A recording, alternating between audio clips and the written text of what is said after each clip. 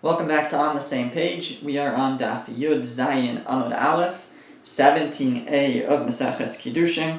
We are starting from 5 lines down on the page. A couple words in. The Gemara says, Amar Mar, the master said, which means that the Gemara is quoting a brisa that was previously mentioned, and the brisa was bottom of the previous page, top of this page, where the brisa said that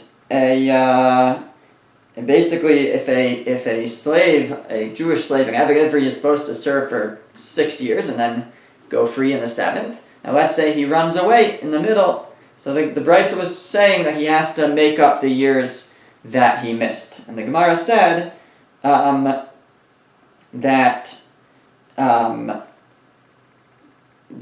it says Sheish Shanim Yavod, he has to serve for 6 years.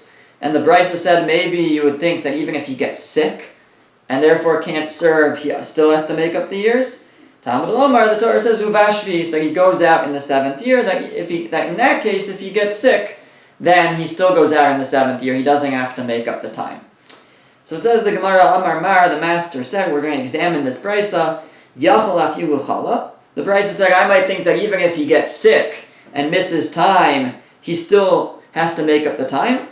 Talmud Lomar uvashvi'is yetze, that he goes out in the 7th year, afilu chala kol sheish. Even if he was sick for all 6 years, he still goes out in the 7th. So this brisa is here. The Gemara is bringing more of the brisa that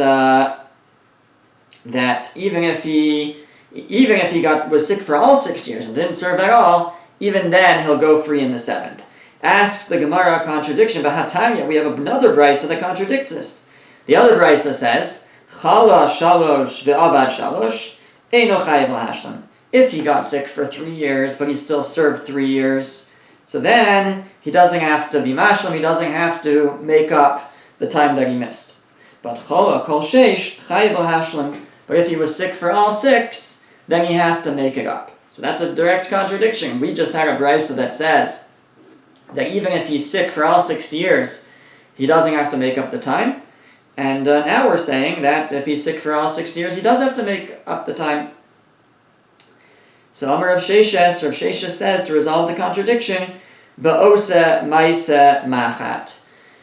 We're talking about when we said that he doesn't have to make up the time, but that's because we're talking about someone who knows how to work a needle. In other words, that person, or he was well enough to work a needle, he was well enough to sew, he was well enough to do some kind of productive labor. That's where he doesn't have to make up the time. That even if he was sick for all 6 years, then I guess we were expecting something more from him, but more than just a sewing job. But that's all he could do because of his illness.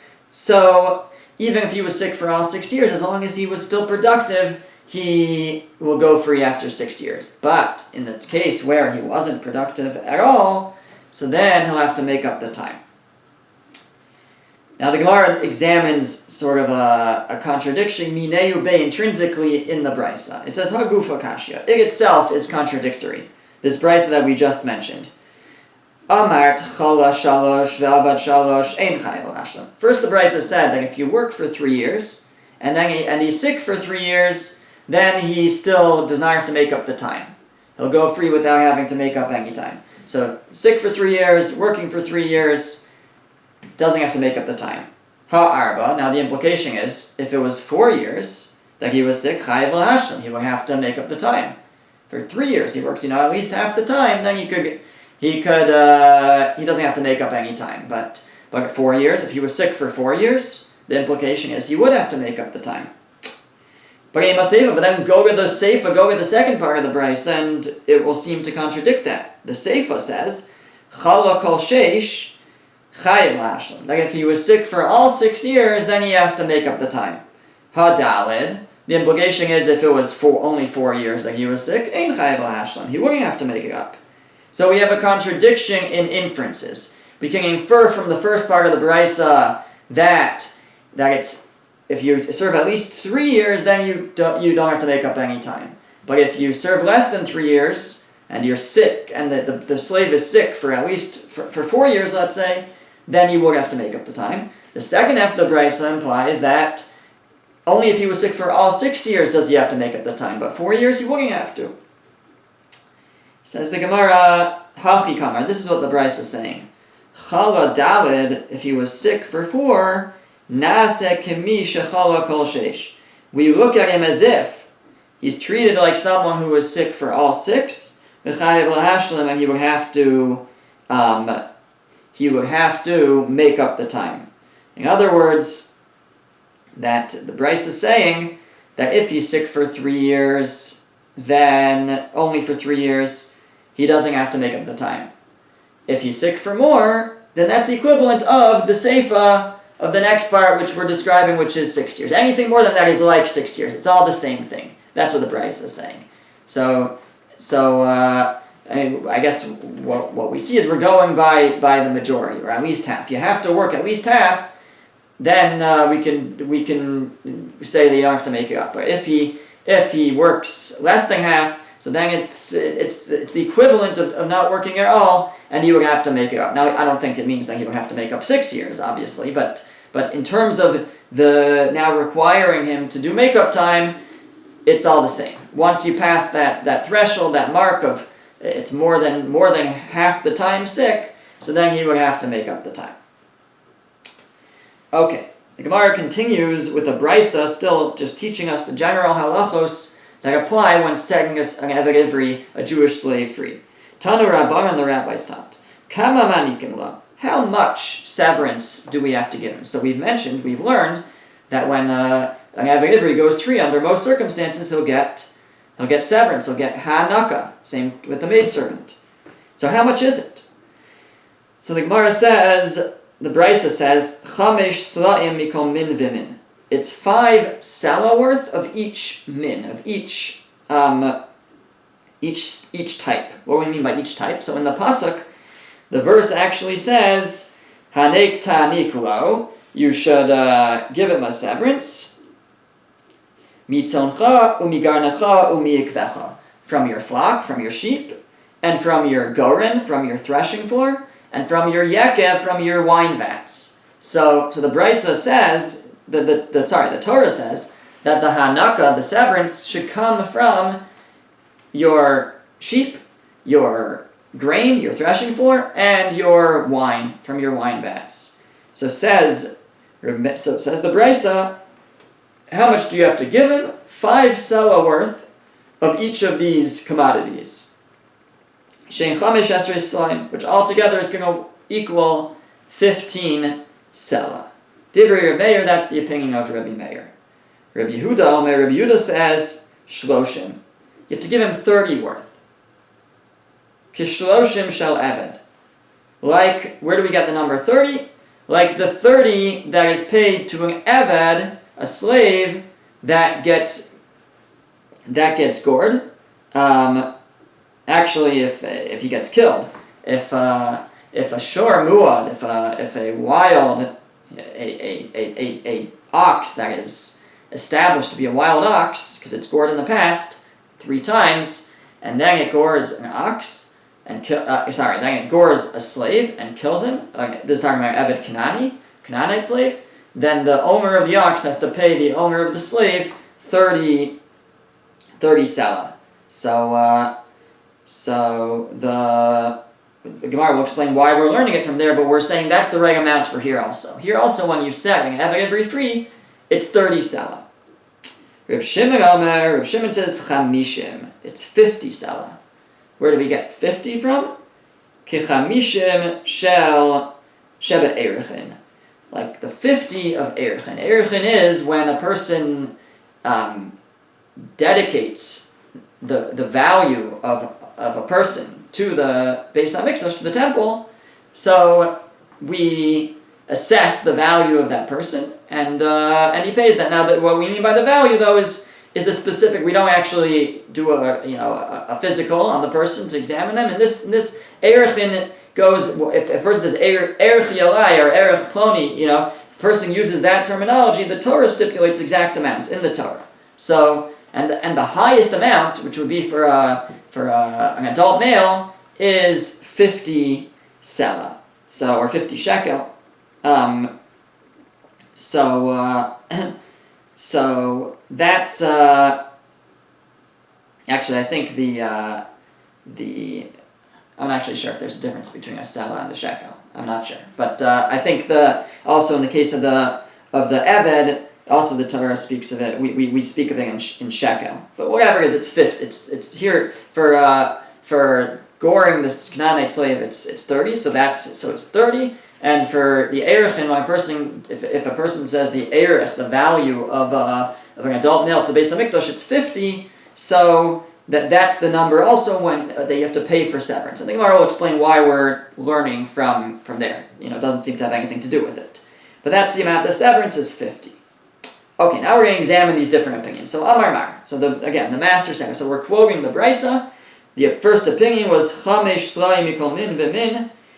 5 sela of each commodity, 5 sela worth of each commodity, shehem chamesh esrei slayim, which total is 15 sela. Divrei Rabbi Meir, that's the opinion of Rabbi Meir. Asks the Gemara, V'Rabbi Meir minyana asa la'ashmuinan? Is Rabbi Meir coming to tell us a number, meaning is he telling us how to count?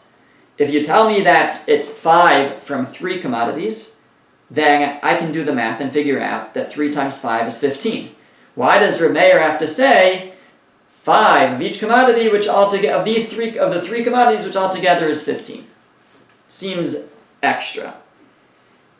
So says the Gemara, Hakamash Malan, what he's coming to teach me is mivtzar hu delo mivtzar le mehai minyana. That you can't. What he's saying is you can't give it less than a total of 15.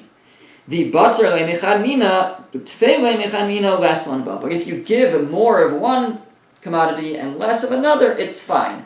As long as there's a total of 15 drawn from these types of commodities, then it's fine. That's what Rameir was saying. 5 from each for a total of 15. You want to do 3 from this one and 7 from this one instead, that's fine. As long as altogether you end up with 15, you could probably do 15 of one of them. If you happen to be a vineyard owner, then you pay. You'll give him all in wine. That's fine as long as you have 15 altogether. That's why he said 5 of each, which altogether is 15, because really the point is to have 15 from these commodities.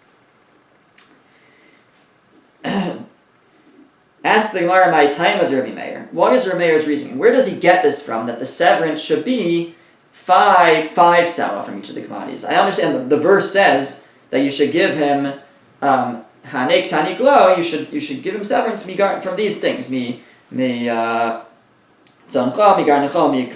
From these commodities, from sheep, from the threshing floor, from grain, and from the wine vat. But why 5? Where does he get 5 sela from?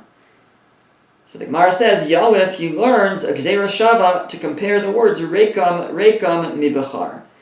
That it says the word rekam, which means empty in our context, and it says the word rekam in the context of a bechar, of a firstborn child, his firstborn son, which there's a mitzvah to redeem the firstborn son, pidyon haben, right, the redemption of the son. And how much does a person give the kohen for pidyon haben? It's 5 sela. So mala halan chamesh slayim, just like by pidyon haben, by redemption of the firstborn, it's 5 sela.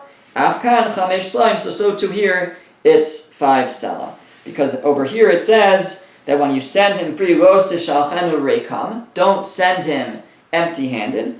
And in the context of a bechor, of a firstborn, it says kol bechor banecha tifteh.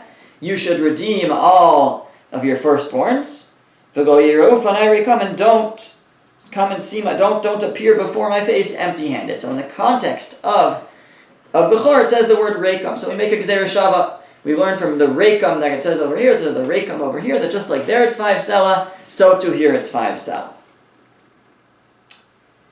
Asks the Gemara, ve'ema chamesh slayim mikulu. But maybe it's 5 sela altogether.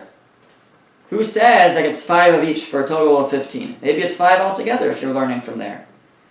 So the Gemara says, Iksiv rekam livasov kidaka amarta. If it had said rekam at the end, empty at the end, then it would have been like you said. In other words, if the pasuk had said, when you send him free, you should hanek taniklo. You should give him severance from your sheep and from your grain and from your wine, and don't send him empty-handed. Don't send him reikam. So then I would say reikam means five sela. That altogether has to be 5 sela. But hasha dichsiv reikam bereisha. But that's not how it says. It says reikam before. It says lo sishalchenu reikam. Don't send him empty-handed. Give him from this and that and that. Give him from your sheep, your grain, and your wine.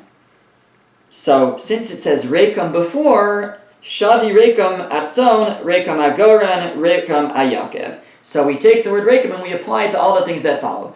It should be reikam, or not reikam really, not empty with regards to the flock, and it should be 5 sela worth of flock. Reikam agoran, and it should be 5 on the threshing floor, right? Not empty-handed from the threshing floor, and it should be 5 from the threshing floor. And reikam ayakev, and not empty-handed from the wine vat, 5 sela from the wine vat. Ask the Gemara, v'neilach reikam me'olas re'iyah. Maybe we should learn not from Bechor, but from the Olas Re'iyah. The Ola, the carbon, the burnt offering, the elevation offering that a person is required to bring when they go to Yerushalayim, to be Ola L'Regel, to the Shalosh Regalim, to the pilgrimage to Jerusalem. And there it says Reikam, and what we really mean is actually this pasuk itself, by Bechor, when it says V'lo ye'ra'u fanai Reikam, it says, don't see me empty-handed. It's actually it's not talking about the Bechor. It's talking about when you come to Yerushalayim, don't come empty-handed and bring an Olas Re'iyah. When you appear in Yerushalayim, you're supposed to bring a carbon Ola. So, and how much does that have to be valued? Actually, the Torah doesn't stipulate. Rashi mentions, Rashi says it's shtei kesef. It's 2, it's 2 silvers. But in fact, the Gemara that Rashi is basing it on only says that in the beginning. In the end, it comes out that there's no stipulated value. So there's no real value, no specific value. So maybe it just means whatever you want. Just like the Ola Suriyah, that Ola doesn't have to have a predetermined value. So too, maybe when you send severance, we can learn from Reikam, don't be empty-handed. Don't send him empty. So send him, but you could decide how much it is. So the Gemara says, why don't we learn from there? Amakra, because the pasuk goes on, it says, Asher be'rachacha Hashem elokecha. It says that Hashem has blessed you with. So in other words, the pasuk says, when you send your slave free, don't send him empty-handed.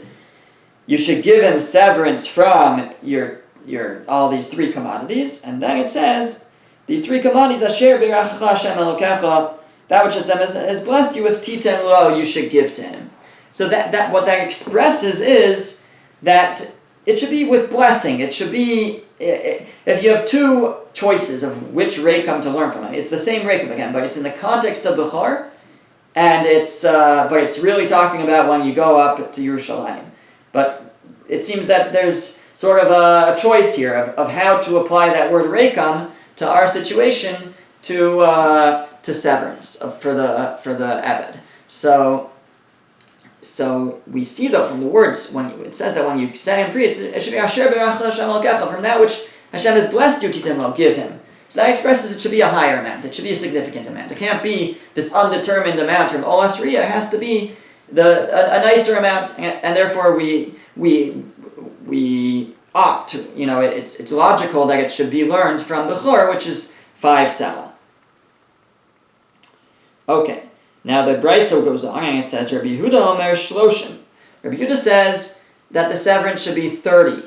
Kishloshim shel Eved, like the 30 shekel that you have to pay an Eved, a Canaanite slave, or that you pay for a Canaanite slave. If your animal kills a Canaanite slave, you have to pay a fine to the owner of 30 shekel, I think. Again, I'm not sure if it's shekel or sela, or if that's the same thing. But you pay him 30. So the Gemara says, "My time ad Rabbi Yehuda." What is Rabbi Yehuda's reasoning? Where does he get that? Why do we learn from Eved that it should be 30? So Yalif Nesina Me Eved. he learns a different Gezerah Shava of Nesina. It says giving in the context of an Eved, and it says giving Titen Lo with regards to the severance. Mala Halan Shloshim, and just like over there it's 30. Afkan Shloshim, so too here it's 30. So by the Eved, it says Im Eved Yiga Chashar O Ama. If an ox gores a slave or a maidservant, Kesef Shloshim Shkalim Yitin Adam. So there is you give him 30 silver shekel you give to Adonov, to his master. So it says Yiting, it says give. In that context, we have Gezerah Shava there, the giving is 30. Here too, the giving, Titen Lo, is 30. Asks the Gemara of Anelef Nesina Me'erichin, why do we learn the Gezerah Shava of Nesina from Eved, from this an Eved that gets gored, a slave that gets gored, to learn it from Erichin, the parsha that the third opinion learns from, which is the opinion of Reb Shimon, Erichin, where you dedicate a certain value to the Beis HaMikdash, because there also it says T10, and also or a language of giving. It uses that word. It says B'nasang esa erkachab ayom ahut. You should give the erech, the value. So why don't we learn from there? So the Gemara has two answers. It says Chada. Right, it says that Mala Alan Chamishim, Afkan Chamishim. Just like there it's 50, here also the severance should be 50. So the Gemara has two answers. Chada, first of all, did tafasta meruba lo tafasta. Tafasta muat tafasta. We have a general rule. If you try to grasp and grab the meruba, the larger amount, you end up with nothing. Tafasta muat tafasta. If you grab a small amount, you end up with something. So it's a general rule, but and a general idea, principle, to not to overgrab. But in this context, what it means is we have two choices here. You can say it's 30, you could say it's 50. So this general principle tells us to take the smaller amount, to take the smaller one, which is 30. So that's number one. And number two, v'od, Eved me Eved, havolei l'melach. Secondly, it makes sense to learn Eved from Eved, a slave from a slave. We have a choice. How much should we learn is the severance from Eved Ivri? We can learn it from the something in the context of a slave, the goring, the fine for someone whose animal gores a slave, or we can learn it from something that has nothing to do with slaves, which has to do with Erechin, dedication to the Beis HaMikdash. So which one should we learn? So we should learn the one from Eved, and therefore we learn that it's 30. That's the opinion of Reb Yehuda. Reb Shimon says, Chamishim shebe Erechin. It should be 50, like the 50 that's paid by Erechin, the highest amount, when a person dedicates the value of an adult male to the Beis HaMikdash, so that is valued at 50, and that's what you pay, and that's what we're going to learn from over here, that the severance, when you set an Eved Ivri free, or an Amma Ivri, or a maidservant, should be 50. My time Reb Shimon asked the Gemara, what's the reasoning of Reb Shimon? What's his source? So, same idea. Gamar Nesina Me'erichin. He learns the Gezerah Shava of Nesina. It says giving and giving from Erechin, from the valuations. Ma'ala Halan Chamishim, just like when, over there, when a person dedicates the value of an adult male to the Beis HaMikdash, it's 50. Afkan Chamishim, so too, here the severance will be 50. We learn a Gezerah Shava, we learn to compare the word giving to giving. Ask the Gemara, it says maybe it should be the lowest amount of Erechin. Fine, we learn it from Erechin, from the valuations. But who says it's the highest amount? Maybe it should be the lowest amount, which I think is 5. The lowest value that's given there in that parsha is 5. So maybe it should be the lowest amount. Why do we choose 50, the highest amount? So the Gemara says, Asher b'rachacha Hashem Elokecha ksiv. Because again, the same idea that we said before, because in our context it says you should give him from Asher b'rachacha Hashem Elokecha, that which Hashem has blessed you with, implying that it should be a blessed amount, it should be a higher amount. Asks the Gemara of Anelef Nesina Me'eved, why are we choosing to learn the Gezerah? Why does Reb Shimon, this third opinion, learn from Erechin? Why doesn't he learn like the previous opinion, Reb Yehuda, and learn it from the Eved, from the fine for an Eved, which is 30? Why does he choose Erechin, which is 50? Why doesn't he choose the fine for an Eved, which is 30? And we've already said, and Ma'ala Halan Shloshim, just like there it's 30, Afkan Shloshim, so to here it should be 30. And we've already given 2 reasons, right? Good reasons. Chada, and first of all, I'll tell you why you should do this. It's better to learn from Eved, because it's less, and tafasta meruba lo tafasta. We said if you try to grab more, you're not grabbing. You don't grab anything. It's always better to take the lower amount, so it should be 30. Ve'odin, furthermore, Eved me'eved hava, and we should learn Eved from Eved. Slave from a slave. We gave 2 good reasons for Rabbi Yehuda before, why it's better to learn the 30 from this case of the slave. So the Gemara explains, you know why Reb Shimon learns from Erechin? It says Reb Shimon, Micha Gamar. He learns from the word mach, or that shoresh, which is mentioned in both contexts, which means poverty. Because in the parsha of Eved Ivri, it talks, that parsha begins, how does he become an Eved Ivri? He becomes poor, and he sells himself. But it's talking about V'chiyamuch and the Micha, this idea of becoming poor. And so too, in the context of Erechin, it says, V'imachu me'arkecha, basically if he's too poor to pay the Erechin, the valuation, it gives instructions for what to do. But again, in both contexts, it has this idea, it talks about the poverty. And therefore, he says we have a different Gezerah Shabbat. It says to learn from over there, from Erechin, because both by the Eved Ivri and by Erechin, it uses the word, the Sharesh of Micha, of the Chiyamuch, when he becomes poor, or the Imach, if he's too poor. So we learn one from the other. Okay. So now we've sourced all 3 opinions. The opinion of Reb Meir that it's 5 from each of the commodities for a total of 15. The opinion of Reb Yehuda that it's 30 because he learns from the fine given for when an ox scores an Eved. And we saw the source for the 3rd opinion of Reb Shimon, who learns it from the 50 of Erechin. So the Gemara says now, Bishlam al Reb Meir, I understand according to Rabbi Meir, Hainu dichsiv tzon goren v'yakev. I understand why the pasuk had to delineate and say, Hanek tanik lo, you should give him severance from tzon, flock, sheep, goren, the threshing floor, the grain, and the yakev, and the wine vat. Because he said you're supposed to give, it's to learn that's 5 from each, for a total of 15. Elo Reb Yehuda, Reb Shimon, but according to the other 2 opinions, Reb Yehuda and Reb Shimon, Hai tzon goren v'yakev lamali. What's the need for this? Doesn't seem to be related at all. Doesn't seem to be adding anything. They're learning the amounts from other places, 30, 50, from totally different places. Why does the Torah have to say you should give him from tzon goren v'yakev? So the Gemara says, Hami ba'iluhu, they need it, look at the Tanya, for the following idea from the Brisa, that yachol lo yumaniking ela mitzon goren v'yakev.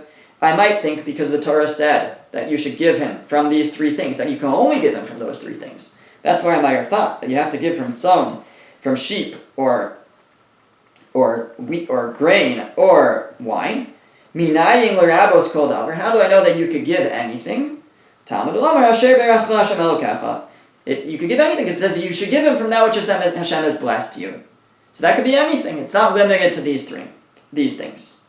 So Im King Mata Talmud Olamar, saying why does the Torah say these 3 things? Tzon Goren v'Yakev. Olamar Lecha, that's to teach you that Ma Tzon Goren v'Yakev miyuchadim sheyeshnam b'cha bracha. Just like these 3 things are specific and related in that they all have bracha associated with them. They all have blessing, meaning they all increase on their own, or even on their own. They have the potential to increase. So the flocks multiply, the grain and the wine and the grapes grow naturally. There's bracha associated with all of those things and their ability to increase. So af kol sheyeshnon b'chal bracha. So too anything that has the ability to increase. Yatzu ksafim, that's the exclusion of cash. Divrei Reb Shimon, that's the opinion of Reb Shimon. So you want to know why the Torah had to delineate these 3 things? Really, you could give anything. This is Asher Be'eracha Hashem Elokecha. You give from what Hashem has blessed you with. So why does it say these three things? To teach you that actually you can't give anything. It has to be something that's bichlal bracha, that has blessing associated with it, that is something that increases. That's what you have to give. And what does that exclude? So according to Reb Shimon, it excludes ksafim, cash. You can't give cash. Cash doesn't grow on its own. Rabbi Eliezer ben Yaakov says, Yatsu prados. No, it's not excluding cash, it's excluding mules. Mules, which is a combination of an ox and a horse, right, or a cow and a horse. So it's the offspring of that, and they can't multiply. You can't reproduce. So Rabbi Eliezer ben Yaakov says you can't give a mule because a mule doesn't have bracha, it doesn't have blessing. It can't reproduce. So now the Gemara is going to evaluate this machlokas. But we've answered the question. We know why it says those three things according to Rabbi Yehuda and according to Rabbi Shimon.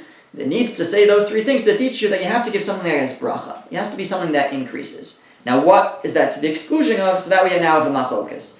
According to Rabbi Shimon, it excludes cash. You can't give cash as the severance. And according to Rabbi Eliezer ben Yaakov, it excludes prados. It excludes mules.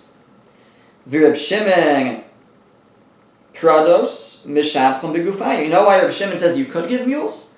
Because their bodies increase. They may not reproduce, but they have blessing in that they grow. They grow stronger. They grow bigger. So therefore, that's something that we could say bracha is associated with it because it does increase. Rabbi Eliezer ben Yaakov, and Rabbi Eliezer ben Yaakov who said that you can't give mules, but you could give cash. Ksafim avidu iska. He says that money also could grow. You could invest it. You could do business with it. So money also has the power to grow. But mules don't grow. Unless you do business with the mules. But he says that it's excluding mules. Okay. Now, the Gemara explains with shricha. It's necessary, or this maybe the Bryce is still talking, it's necessary to teach all three things. Meaning, if you just wanted to teach me bracha, just say one of them. Just say flock, sheep, or goren, or threshing floor, the wheat, or the wine vat. Why does it have to say all three? Says the Gemara, tzricha, it needs to say all three. De'ikas al rachman atzon. If you only mention sheep, hava mina balei chayim in gidulei karko lo. I might have said that it has to be balei chayim, has to be something that's alive. It has to be an animal. That's what you have to give as severance. But something that grows from the ground, I would have thought that you can't give that. Kasav rachmana goren. That's why the Torah said the threshing floor. That you could give grain, you could give something that grows. V'kasav goren. And if they only said grain, hava mina gidulei karka in balei chayim lo. I would have thought that you could only give things that grow from the ground, but not balei chayim, not live animals. Kasav rachmana tzon. That's why the Torah had to write tzon, sheep. So I know why it has to write sheep, teach me even live animals. I know why it has to teach me, say, the threshing floor, to teach me even things that grow from the ground, like grain. Yaakov lamali. Why does it have to tell me the wine vat? What's that adding? That also grows from the ground, but what's that adding?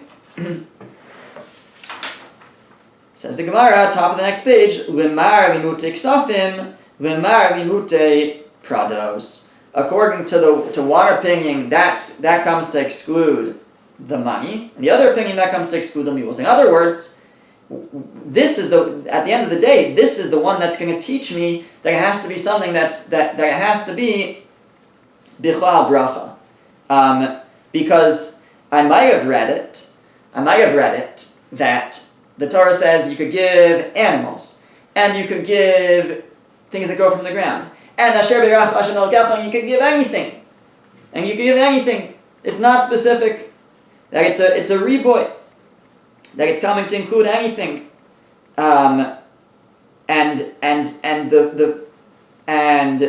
I guess the way Rashi says it is, you might have thought you shouldn't say that it first comes to include gidulei karka, things that go from the ground, and then balei chayim, and now this expands it to everything. Don't say that. Rather, we have it when you throw in another thing. So now, why does it say this extra thing if I already included everything? So that's to tell you it's not everything. We're scaling it back. We're limiting it by saying Yaakov, by saying wine vats, which doesn't seem to add anything, so that means it's restricting. It's saying, it's excluding. That it has to be something that's asher beiracha shenal kenacha.